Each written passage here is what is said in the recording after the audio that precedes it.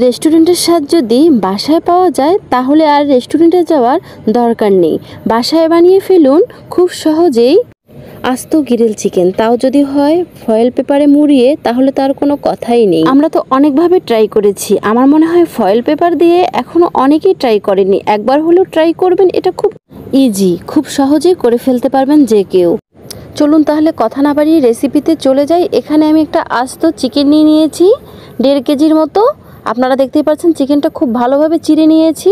একটা বাটিতে আমি অ্যাড করে দিলাম 2 চামচের মতো পেঁয়াজ বাটা, দিয়ে দিলাম আদা রসুন বাটা 1 চামচ, দিয়ে দিলাম মরিচ 1 চামচ, দিয়ে দিলাম সামান্য একটু হলুদের গুঁড়ো, দিয়ে দিলাম পরিমাণ মতো লবণ, দিয়ে দিলাম কাবাব মশলা উঁচু করে 1 চামচ, দিয়ে দিলাম 1/2 চামচ জিরের গুঁড়ো, 1/2 চামচ গরম মশলার গুঁড়ো, অ্যাড করে দিলাম 1 চামচ টক দই।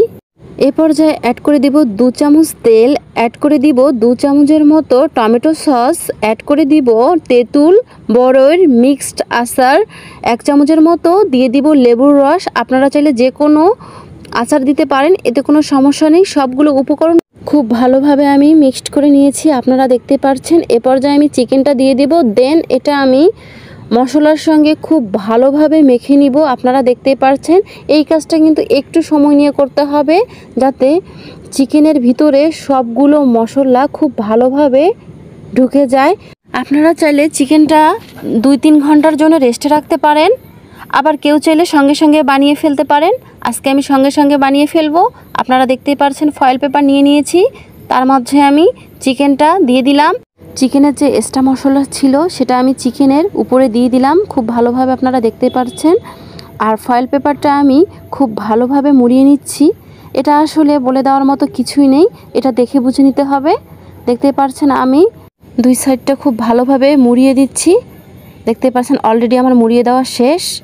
এ পর্যায়ে আমি চুলায় একটি স্ট্যান্ড বসিয়ে তার মধ্যে চিকেনটা দিয়ে দিলাম। আপনারা দেখতেই পাচ্ছেন যেহেতু এটা আস্ত চিকেন, এটা কিন্তু ঘড়ি ধরে 1 ঘন্টা কুক করতে হবে, যাতে ভিতর থেকে গ্রিলটা প্রপারলি কুক হয়। আপনারা দেখতেই পাচ্ছেন এটা ধৈর্য সহকারে উল্টে পাল্টে দিতে হবে একটু পর পর।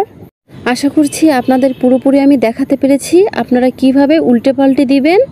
অলরেডি আমার গ্রিলটা হয়ে গিয়েছে, দেন আমি এটা 1 ঘন্টা ধরে কুক করেছি।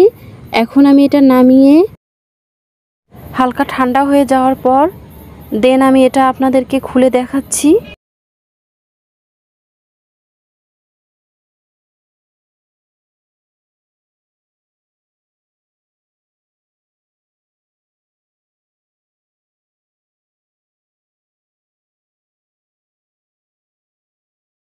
তো গাইস দেখতেই পাচ্ছেন আপনারা কতটা পারফেক্টভাবে আমার গ্রিলটা হয়ে গিয়েছে।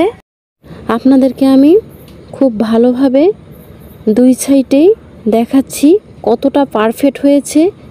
এখন আমি এই গ্রিলটা পরিবেশন করে নিয়েছি, আপনারা দেখতেই পাচ্ছেন কতটা লোভনীয় হয়েছে।